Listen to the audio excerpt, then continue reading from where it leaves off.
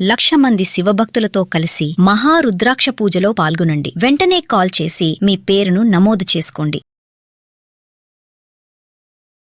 రమగారు, మనము ప్రతి స్టోరీలో పిల్లలకి సంబంధించి ఒక నీతి కథ మాట్లాడుకుంటూ ఉంటాం. ప్రతి వీడియోలో కూడా మనం అది కంటిన్యూ చేస్తూ వస్తున్నాం. అయితే ఈరోజు నాకేమనిపించిందంటే, తల్లులకి ఏదైనా చెప్పదగ్గ స్టోరీ ఉంటే చెప్పిద్దాం మీతో అని అనిపించింది. కానీ మీరు ప్రతి దాంట్లో ప్రతి వీడియోలో కూడా మీరు చెప్తూనే ఉంటారు, ముందు తల్లులు నేర్చుకోవాలి, తల్లులు ఆచరించాలి, తర్వాత పిల్లలు ఫాలో అవుతారని. సరే, తల్లులకి కథ అంటే ఇది ఒక నా ఫేవరెట్ స్టోరీ. చాలా సంవత్సరాల క్రితం చదివాను నేను. బహుశా నా కాలేజ్ మొదలైన కాలంలో అయ్యింది, 30 ఏళ్ళైనా అయ్యిందని అనుకుంటున్నా. అంత పాత కథ. మామూలుగా నేను రైటర్స్ని గుర్తుపెట్టుకుంటా. ఏదైనా ఒక కథ చదివితే కథ రైటర్ ఎవరు చెప్తూ ఉంటారు కూడా మీరు. ప్రతిదానికి రైటర్ పేరు చెప్తాను. నేను చదువుతాను అంటే ఇప్పుడు ఒకరి కథలు నచ్చినాయి అనుకో, వారి కథలు వెతుక్కుని అవి చదవటం, అలా నాకు ముందు నుంచి అలవాటు ఉంది. మా దగ్గర లైబ్రరీ చాలా పెద్దది ఉంది, మా కాలేజీలో ఉంది. మా నాన్నగారికి బాగా పుస్తకాలు కొనే అలవాటు ఉంది. మా అన్నయ్య అంతే, పుస్తకాలు ఎక్కువ ఉండేవి మా ఇంట్లో. దానివల్లే నేను ఎక్కువ చదవటం వల్లే ఈ పని చేయగలుగుతున్నాను అనమాట. అయితే నేను చదివిన ఈ కథ తాలూకు రైటర్ ఎవరో ఆ రోజున నేను శ్రద్ధ పెట్టి తెలుసుకోవాలి. ఏదో పత్రికలో చదివినట్టే నాకు జ్ఞాపకం. బాగా చాలా బాగా మనసుకు హత్తుకుపోయి ఉందన్నమాట. ఆ కథ చదివిన మొదటి రోజున, అంటే మొదటిసారి చదివినప్పుడు ఎంత రోమాంచితంగా, ఎలా అత్యద్భుతంగా అనిపించిందో ఎన్నిసార్లు చెప్పుంటానో, 100 సార్లు చెప్పుంటా ఆ కథ నేను. ప్రతిసారి నాకు అదే ఫీల్ కలుగుతుంది. చాలా అత్యద్భుతమైన కథగా తోస్తుంది. నేను చాలా మందికి చెప్పినప్పుడు ఈ కథ రైటర్ ఎవరో తెలుసా, మీరు ఎక్కడైనా చదివారా అని అడుగుతూనే ఉన్నాను. నాకు దాని ఆన్సర్ రాలేదు. ఇవాళ ఇప్పుడు అంటే మనం ఈ ప్రోగ్రామ్ స్టార్ట్ చేసిన దగ్గర నుంచి ఏదో ఒక సందర్భంలో ఈ కథ చెప్పి దీని రైటర్ ఎవరు, వారెవరో తెలుసుకోవాలని కోరిక ఆడియన్స్లో ఎవరైనా, ఇప్పుడు మన మంది చూస్తారు, వాళ్ళలో ఎవరో ఒకళ్ళు ఈ కథని ఫలానా వారు రాశారు ఆయన పేరు తెలిస్తే చాలా సంతోషిస్తాను నేను. చూడండి, మామ్ ప్రేక్షకులందరూ రమగారి కోసమైనా మీకు ఎవరికైనా ఆథర్ నేమ్ తెలిస్తే కనుక డెఫినెట్గా కామెంట్ రూపంలో తెలియజేయండి. అయితే వీరు రాసిన కథ అప్పుడు నేను చదివిన దానికి, ఇప్పుడు నేను చాలా సంవత్సరాల నుంచి ఆ కథ అప్పుడప్పుడు రకరకాల సందర్భాల్లో చెప్తున్నాను. కొంత డీటెయిలింగ్లో చిన్న చిన్న మార్పులు ఉండొచ్చు. కథను జనరల్గా మనం ఓన్ చేసుకుంటాం. మామూలుగా నేను చదివిన కథలు ఎలా చదివాను యథాతథంగా అలా మనం చెప్పం కదా, చిన్నప్పుడు మార్పులు వస్తాయి. ఫ్రేమ్ మాత్రం, అంటే స్టోరీ ఫ్రేమ్ మాత్రం అదే ఫ్రేమ్. అయితే ఇది ఒక 200 ఏళ్ల నాటి కథ అనుకుందాం, అలా అయ్యుండొచ్చు అనిపిస్తోంది. అంటే ఆ కథ చెప్పిన సందర్భం దీన్ని బట్టి. అప్పట్లోనట ఒక గాజుల వ్యాపారి ఉండేవాడు. ఓకే. ఈ గాజుల వ్యాపారం అంటే ఇప్పుడు మామూలుగా మనం షాప్కి వెళ్ళి కొనుక్కుంటున్నాం. ఒక 20-30 ఏళ్ళ నాడు, 10-15 ఏళ్ల నాడు, ఇప్పుడు కూడా మరి పల్లెటూళ్ళల్లో కనపడుతుందేమో, గాజుల మలారం అనేవాళ్ళు. మలారం దింపటం అనేది ఒక ప్రోగ్రాం కింద ఉండేదన్నమాట. ఈ గాజులు వాళ్ళు ఏం చేసేవాళ్ళు అంటే, ఒక పెద్ద మూటలో ఒక గాజుల పెట్టెలు పెట్టుకుని తీసుకొచ్చుకునేవారు. ఊళ్ళ వెంట తిరిగేవాళ్ళు. ఊళ్ళల్లో గాజులు వేయించుకోవటం అంటే ఇక్కడి నుంచి ఇక్కడ దాకా గాజులు దగ్గరగా వేసేవాళ్ళు. అంటే లూజ్గా ఉండే గాజులు తీసి పక్కన పెట్టే రకంవి కాదు, గాజులు ఉండాలి చేతి నిండా. అవి పూర్తిగా దాదాపుగా పోయినాక అప్పుడు మళ్ళీ కొత్త గాజులు ఎక్కించుకునేవాళ్ళు. ఎవరికి వాళ్ళు గాజులు వేసుకునే సిస్టమ్ పాతకాలంలో ఉండేది కాదు. ఇవి గాజులు అతను వీళ్ళ చేయి పట్టుకుని నొక్కి దగ్గరగా ఉండే గాజులు వేసేవాళ్ళు. పని పాటలు చేసుకునేవాళ్ళు కదా, వదులుగా అటు ఇటు కదులుతున్న గాజులు పగిలిపోతాయి త్వరగా. మట్టి గాజులు వేసుకోవటం అంటే, ఇప్పుడు దగ్గరగా గుత్తంగా ఉన్నాయనుకో, చేతి నిండా ఉన్న గాజులు ఏ పని చేసినా పగలవు, చిన్నగా సవడి చేస్తూ ఉంటాయి. గాజుల చేత్తో అన్నం పెట్టడం అనేది ఒక ఏమనాలంటే, రకరకాల సేయింగ్స్లో గాజుల చేత్తో అన్నం పెట్టడం అనేది ఒక సేయింగ్. అయితే ఈ గాజుల వ్యాపారి ఉండేవాడు. ఈయన చాలా దేవీ భక్తుడు. ఓకే. అయితే ఆయన పేరేదో కానీ ఆయన దుర్గా అనేవాడు. ఎప్పుడు దుర్గా నేను రామ అంటుంటాను నేను, అలా ఆయన దుర్గా అనేవాడు. ఈ దుర్గా ఎట్లా అంటే, కనపడ్డ అమ్మాయి దుర్గే, గాజులు వేయించుకునే అమ్మ తల్లి దుర్గే, అందరూ దుర్గలే. అతను అలా దుర్గా అని ఎప్పుడు దుర్గని తలుచుకుంటుందంటే ఆయన దుర్గాదాస్ అనేవాళ్ళట. అయితే ఈ దుర్గాదాసు ఊళ్ళ వెంట తిరుగుతుండేవారు, గాజులు వేసేవాడు. అయితే ఒకసారట ఆయన ఒక ఊరు నుంచి రెండో ఊరికి వెళ్ళాలంటే, అప్పుడు నడకదారులే కదా, అప్పుడు ఇలా ట్రాన్స్పోర్టేషన్ అవి ఉన్నవి కాదు. ఈ నడకదారిలో ఆయన వస్తూ ఉంటే ఒక చెరువు పక్క నుంచి వెళ్తున్నాడు. ఆ చెరువు గట్టున ఒక అమ్మాయి కనపడింది ఆయనకి. అమ్మాయి మరి చిన్నపిల్ల కాదు, ఒక 25-30 సంవత్సరాల లోపల వయసు ఉంటుంది. అందంగా చక్కగా బాగుంది. ముక్కుకి ఒక ముక్కు పుడక, రెండో ముక్కుకి బేసరి. పాత రోజుల్లో అలా ఉండేవి కదా, 2 ముక్కు పుడకలు ఉండేవి. అక్కడి నుంచి సర్వాలంకారాలతోటి అమ్మాయి చక్కగా ముత్తైదు పెళ్ళైన అమ్మాయి కనపడి పిలిచి గాజులు వేస్తావా అని అడిగింది.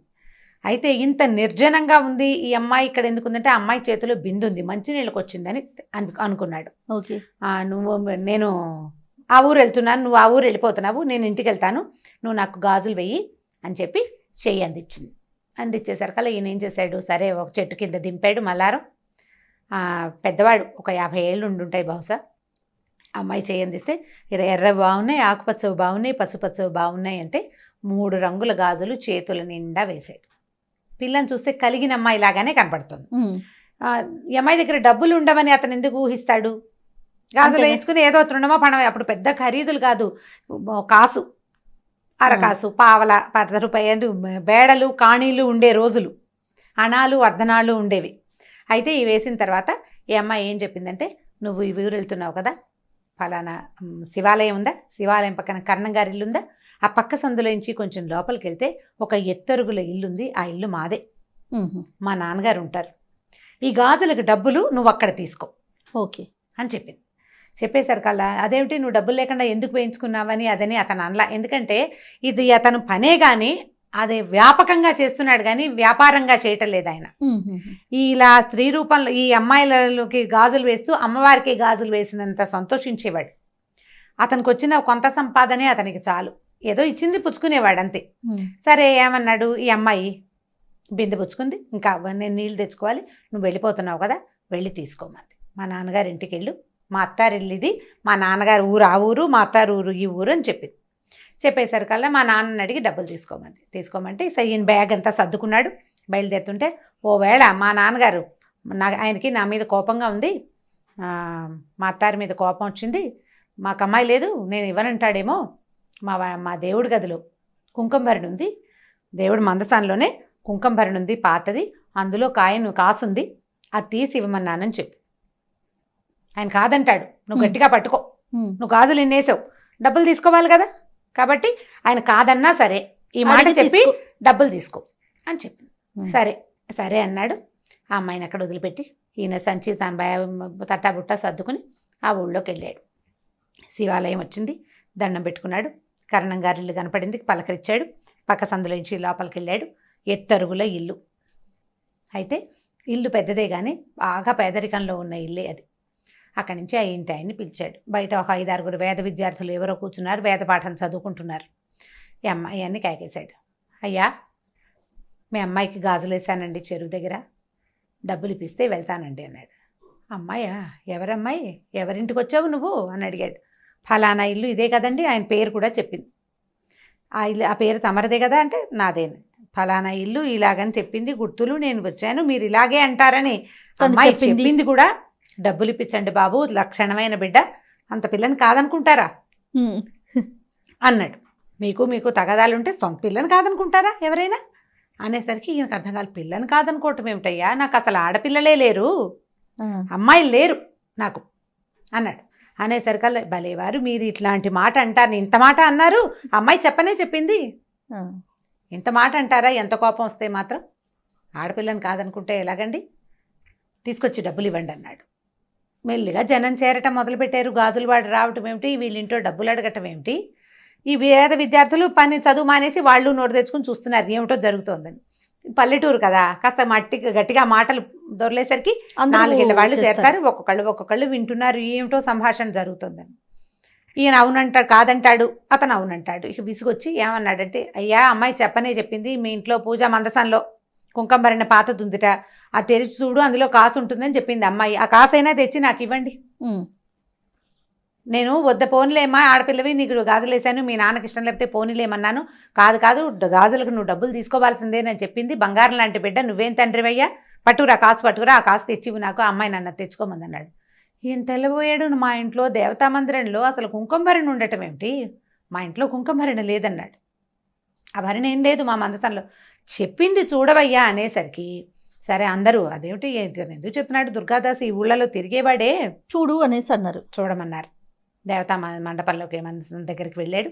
అయితే వాళ్ళ అమ్మగారు, ఆయన తల్లి, ఈయనే కొంచెం పెద్దవాడు, ఓ 50 ఏళ్ళ పైన ఆయన, ఆవిడ కడు వృద్ధురాలు, ఇంట్లో ఉంది పెద్ద ఆవిడ. ఆవిడకి జ్ఞాపకం వచ్చింది లీలగా. ఒక పాత కుంకుమ భరిణ వాళ్ళ దేవతా మందసంలో ఒక పక్కన చిన్న మీట లాంటిది, అది నొక్కితే అక్కడ ఒక కుంకుమ భరణలు అవి పెట్టుకునే. ఎందుకంటే పాత రోజుల్లో బీరువాలు అవి ఉండేవి కాదు కదా, ఈ దేవతా మందిరాల్లో. తర్వాత ఏమో పందిరి మంచాల లోపల అట్లా చిన్నవి అల్మర్లు ఉండేవి వస్తువులు దాచుకోవడానికి. దొంగల భయాలు అవి ఉండేవి కదా. అయ్యా మన దగ్గర ఈ మీట నొక్కితే ఇది తెరవబడుతుంది అని చెప్పింది. తీరా తెరిస్తే కుంకుమ భరణ బయటకు వచ్చింది. ఆయన చాలా ఆశ్చర్యపోయాడు.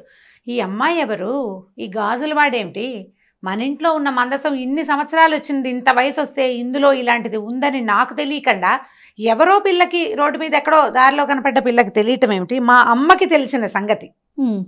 ఆయనకి లోపల నుంచి ఒక ఉద్వేగం వస్తుందన్నమాట, ఎట్లా ఇది బయటికి తెలిసింది అని. ఆయన ఏం చేశాడు, కుంకుమ భరణలో చేయి పెట్టాడు. కాసు తగిలింది, కాసు ఇట్లా తీసాడు బయటికి. ఇంకో కాసు కనపడుతోంది, ఇది ఎడం చేతిలో పెట్టుకున్నాడు. ఆ కనపడిన రెండో కాసుని తీస్తున్నాడు. తీస్తుంటే ఇంకో కాసు కనపడుతోంది కింద, ఆ చేతిలో పెట్టుకున్నాడు. మళ్ళీ తీసాడు. తీస్తూ ఉంటే ఒక్కో కాసు బయటికి వస్తూనే ఉంది. ఆయన ఈ పట్టుకున్నవాడు అట్లా కూలబడిపోయాడు. వాళ్ళ అమ్మ, భార్య, ఇంత పిల్లవాడు, మగపిల్లలు ఉన్నారు ఆయనకి, ఆడపిల్లలు లేరు. అప్పుడు వాళ్ళ అమ్మగారు ఏం చెప్పారంటే, ఇది చాలా పురాతనమైన పూజా మందిరంలో ఈ ఒక కాసు మనకు అమ్మవారు, మా తాత అంటే నాయన వాళ్ళ ఆయన తల్లి తాలూకు తాత కాదు, తండ్రి తాలూకు తాతగారు అర్చించేవారట ఆ కుంకుమ భరణలో ఉన్న ఆ ప్రతిమని. తర్వాత కాలంలో అర్చన మానేశారు, అది అలా లోపల ఉండిపోయింది. ఈ కాసులు పట్టుకునేసరికల్లా ఈయనకి ఉద్వేగం తట్టుకోలేక దుఃఖం వస్తుంది. గబగబా కాసులు పుచ్చుకొని బయటకు వచ్చాడు. జనమంతా చేరిపోయారు కదా. అయ్యా నువ్వెవరిని చూసావో, ఆ అమ్మాయి ఎక్కడుందో నాకు చూపించవా అని అడిగాడు. అందరూ వెళ్ళారు. వెళ్తే చెరువు దగ్గరికి వెళ్ళారు. వెళ్ళాక ఇక్కడే చూశాను నేను అమ్మాయిని అంటాడు. చెరువు చుట్టుపక్కల ఏమీ లేవు, చెరువే ఉంది, పద్మాలతో నిండిన సరోవరం. మామూలు ఊళ్ళల్లో చెరువుల్లో కనపడతాయి.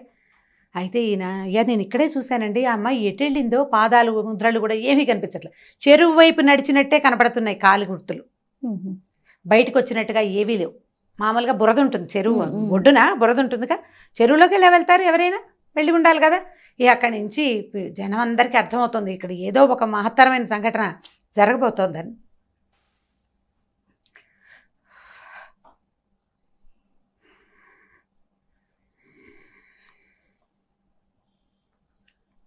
సరే దుర్గాదాసు పిలిచాడు.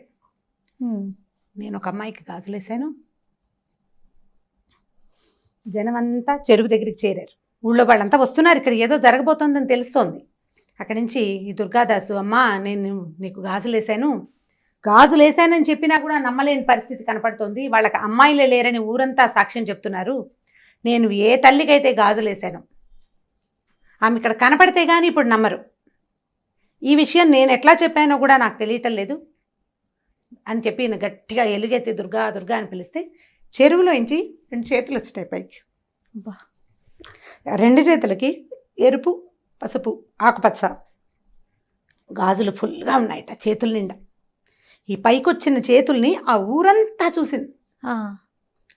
వాళ్ళు ఏమనుకున్నారంటే, ఒక శక్తి ఒక బ్రాహ్మడి ఇంట్లో 100 సంవత్సరాల పైగా నిక్షిప్తం అయిపోయి లోపల ఉండిపోయిన శక్తి నన్ను పూజించే సమయం వచ్చింది అని బయటికి రావడానికి ఆమె చేసిన ప్రయత్నం ఏంటంటే, ఒక గాజులు అతని పూర్వజన్మ పుణ్యం, అతను చేసుకున్న పుణ్యం అవుతున్నారు అంటే ఈ కథలో ఉన్న శక్తి అలాంటిదన్నమాట. అంటే భగవంతుడు తనని తను ప్రకటితం చేసుకోవాలంటే ఎలాగైనా చేయొచ్చు, శక్తి అది. ఇప్పుడు దేవుడు అంటే మగవాడే కాదు కదా, మగవాడికి మూలం తల్లి. ఆమె తనకి తాను బయటికి రావాలని గనక ప్రకృతి భావిస్తే ఈ రకంగా ఎవరికైనా ప్రత్యక్షం కావచ్చు. దానికి ఋషీశ్వరులు, మునీశ్వరులు వాళ్ళే కావక్కర్లేదు, ఏమక్కర్లే. ఏ కుటుంబంలో అయితే ఆమె ఆనుచానంగా సంవత్సరాల తరబడి పూజలు అందుకుని తర్వాత కొంత గ్యాప్ తర్వాత మళ్ళీ వాళ్ళకి కనపడాలని అనుకుని దానికి ఈ గాజులతన్ని వ్యాజంగా చేసుకుంది. అతను ప్రత్యక్షంగా ఆమెను చూశాడు, పట్టుకుని గాజులు వేశాడు చేతికి. ఎందుకంటే ఆయన అందరి ప్రతి అమ్మాయిని ఆయన దుర్గగానే భావించేవాడు. అమ్మవారికే గాజులు వేస్తున్నంత భక్తి ప్రపత్తులతోటే గాజులు వేశాడు. ఒకవేళ డబ్బు ఇవ్వకపోతే పోనీ అనుకునేవాడట. ఎవరు ఇవ్వగలిగిన తల్లి దగ్గర తీసుకుని, ఏ పిల్లైనా ఆడబిడ్డకి చేతులకి గాజులు ఉండాలి కదా, ఎవరికైనా చేతికి గాజులు ఉండాలి. ముత్తైదు పిల్లకి గాజులు లేకపోతే ఎట్లా? ఇవ్వగలిగిన వాడు ఇస్తాడు. ఇవాళ ఇవ్వకపోతే వచ్చే సంవత్సరం ఏ ఒడిలో మినుములో పెసలో ఇస్తారని వేసేవాడట. అతని దగ్గరున్న ఆ లక్షణానికి మెచ్చి ఆమె స్వయంగా అతని దగ్గరకు వచ్చి గాజులు వేయించుకుని అక్కడికి వెళ్ళి తీసుకోమని. ఇప్పుడు ఎవరైతే పూజ చేయాలో వాళ్ళు ఆమెను చూడలేకపోయారు. చూడండి, చిత్రమైన సంగతి కదా. ఈ చెరువులోంచి చేతులు పైకి రావడం, ఆ చేతుల నిండా ఉన్న గాజులు, ఉంగరాలు, దగదగాయమానంగా ఉన్న ఆ చేతులు ఆ ఊరంతా చూసింది. స్పృహ తప్పి పడిపోయాడట దుర్గాదాస్. ఆ తర్వాత ఈ కథ అట్లా నడిచింది. మళ్ళీ వాళ్ళ ఇంట్లో మళ్ళా లలితా పూజ అందుకుంది. వాళ్ళకి ఐశ్వర్యం వచ్చింది. వాళ్ళు చాలా పేదవారు అయిపోయారు ఆ కుటుంబం వాళ్ళు. ఆ తర్వాత మళ్ళీ అక్కడ బాగా వాళ్ళకి అన్ని రకాల సంపదలు వృద్ధి పొందినాయి. అయితే ఇది ఎవరో ఒక కుటుంబం గురించి చెప్పించిన కథ కూడా అయ్యి ఉండాలి. నేను చదివాను, కానీ ఆ రాసిన వారు మహానుభావులు వారి పేరేమిటో నేను నాకు జ్ఞాపకం పెట్టుకోలేకపోయాను. చిన్నతనము మొదటిది, ఆ రోజుకి ఆ ధ్యాస లేకపోవటం. ఏదో పత్రికలో వచ్చింది చదివాను. మళ్ళీ తలుచుకుంటూ ఉంటే నాకు అది చాలా ఉద్వేగభరితంగా అనిపించింది. ఇది నా జీవితంలో చదివిన అత్యద్భుతమైన, అతి తక్కువ కొన్ని కథల్లో ఇదొక కథ. ఎవరికైనా ఈ రైటర్ తెలుసుంటే, ఆ రైటర్ పేరు వారెవరో మహానుభావులు నాకు తెలియజేస్తే వాళ్ళకి బాగా రుణపడి ఉంటాను నేను. ఎందుకంటే ఇప్పుడు నేను ఎంతమందికి చెప్పుంటానో, చెప్పిన ప్రతిసారి ఇదే ఉద్వేగం, ఇదే ఆనందం కలుగుతుంది జయ నాకు. ఎందుకంటే భగవంతుని మనం తెలుసుకోవటం ఒక రకం.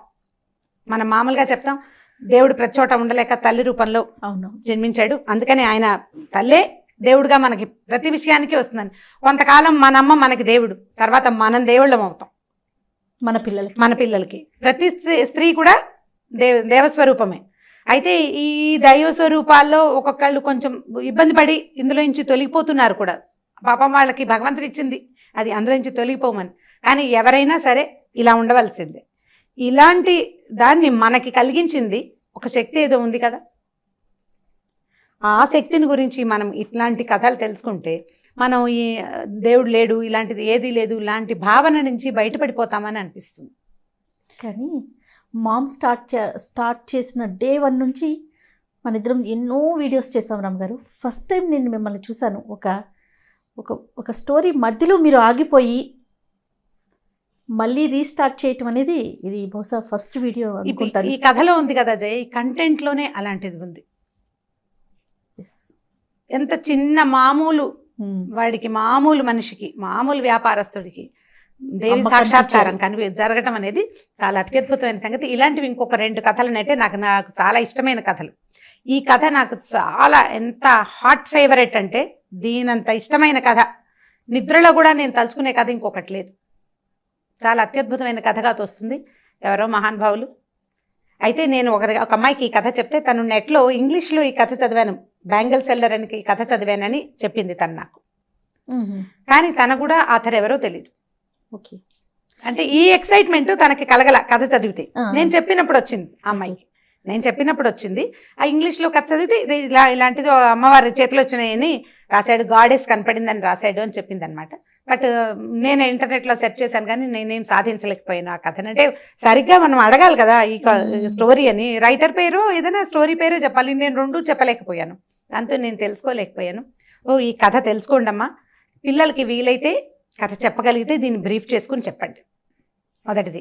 తర్వాత ఎవరికైనా ఈ రైటర్ పేరు కనుక తెలిస్తే, అంటే ఇది డీటెయిలింగ్ మారిపోయింది, నా భక్తి కూడా తోడైంది కదా, నాకు కూడా అమ్మవారి మీద ఉన్న భక్తి దీనికి తోడైంది. అందుకని కథలో కొంత డీటెయిల్స్ మారిన, ఫ్రేమ్ మాత్రం ఇదే కథ.